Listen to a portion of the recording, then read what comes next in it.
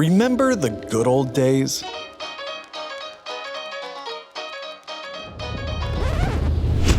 Well, not everyone does. Fishing journalist Kirk Dieter went back to the place where he grew up and found that things have changed for the better. Because on Lake Erie, these are the good old days.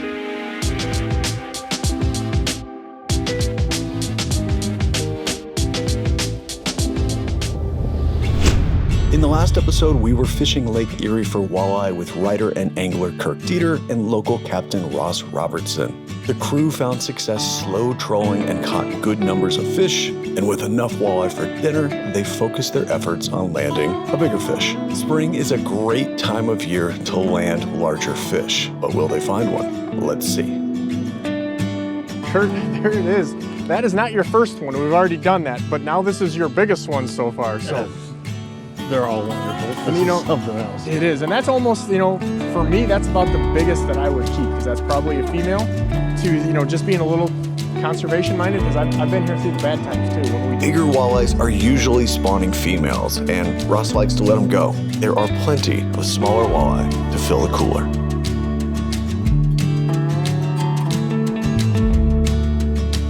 Really slow, really slow. Oh, daddy! Oh, daddy! Kirk! Now I told you that was a good one, but it really is a good one. I always say they're good ones. That is a donkey. This is truly why you come to Lake Erie. We can always catch fish here, and it's just, we're talking, I want to beat a dead horse. There's 100 million fish, you can catch good ones, but when you got this much clothes on early season, That's it. you come for fish like this, man. Wow. When you see one like that, you don't have to ask if it's a good one. Very few places you can seriously go and catch fish. There's no shortage of dialed-in professional guides like Ross on Lake Erie that can tailor a trip to your needs and desires, whether that be a full cooler or a trophy of a lifetime. Because, as we've already established, today, Lake Erie is the most amazing walleye fishery in the history of the universe. Kurt, what a fun morning. I'm glad we could get you your biggest walleye, first walleye, and many in between. But now is even almost this fun part. Fish fry tonight. We're gonna show you a little bit of Ohio hospitality. Now that the cooler is heavier, it's time to dig into cleaning and processing walleye, which is one of the best eating fish you'll find in fresh water. Even though we've caught some big fish, I generally like to eat the smaller ones. You got less stuff in them, you got less bad meat if you want to call it that, and it's also, in my opinion, and the fisheries guys would tell you, it's probably a little better for the system. So we kept a few smaller ones here, and that's what I like to eat what we're going to eat tonight. Let's see it. So I like an electric knife. This is a Rapple. It's got a really good juice to it. So what I like to do is go in there just about like this, because we're going to get the least amount of waste in. So just take the knife in there like that. I like to put it like on a 45. Okay. And we're going to go down to basically, we just kind of hear that hard spot there, feel it. And then we're going to pull her out, and we're going to go down around that back. Okay. So just like any fish, this is really not even exclusive to the walleyes, right? So we're going to go down there, and you really don't care about the belly as much as you do the backside. Like, this is kind of a roll. Right. So we want to just make sure we're getting the most amount of this is the good meat here. So we're going to get really close. Right. And so then you want to work on, now as you get closer back here to both rear fins, and that's why you want to make sure that, again, we get some of that meat. So I'm going to go down just like that. And it really does kind of help to do this on the edge of the table so you can make sure that angle of the knife doesn't change too much. And then the key is, I like to leave it attached. Okay. Like, these things are slippery, they jump all over the place, right? Sure. So what you want to do then is kind of go down.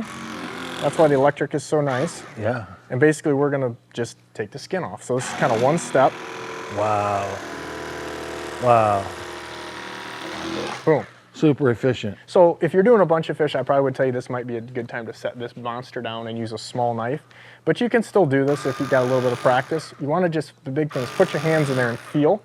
Because this is good meat, but yet we got bones and rib cage in here. So we want to be kind of particular and basically go like that. So yeah, there's a little bit of meat in there, but the problem is it's so thin. It's a little bit of waste, but the problem is now when you cook that, it's going to get overcooked, compared to this. So, right. You like lobster? I do. Okay. Well, this is like poor man's Ohio lobster.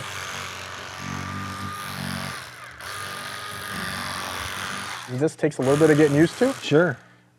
because you want to make sure you get in there and just kind of, you got to feel. Some people, it takes a little bit to learn to feel, but you can see So there you go. we got it all. There's nothing left in there. So don't leave those cheeks. A Lake Erie delicacy.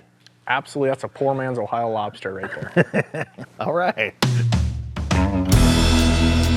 As we've noted before, walleye is one of the finest eating fish you will find swimming in fresh water. There are endless ways to cook them, but one of Ross's favorite methods is to fry them up.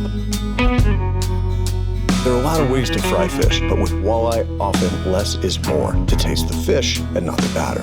After your fillets are rinsed and patted dry, it's great to roll them in your favorite breading. You can dip the fillets in beer or egg just before the breading, but many anglers prefer a light bread right on the fish. When frying, just make sure the oil is hot, 350 to 370 degrees, and cook 3 minutes per side if in a pan, or 4 minutes in a deep fryer until golden brown. Then remove, pat dry with a towel, and then, well, you know what comes next. Probably not very good. Oh boy, is that so? Pretty good, isn't it?